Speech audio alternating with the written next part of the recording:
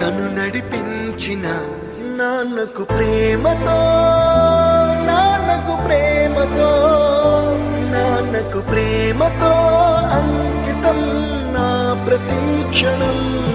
ఈ అందమైన రంగుల లోకాన ఒకే జన్మలో 100 జన్మలకు ప్రేమందించిన నాన్నకు ప్రేమతో.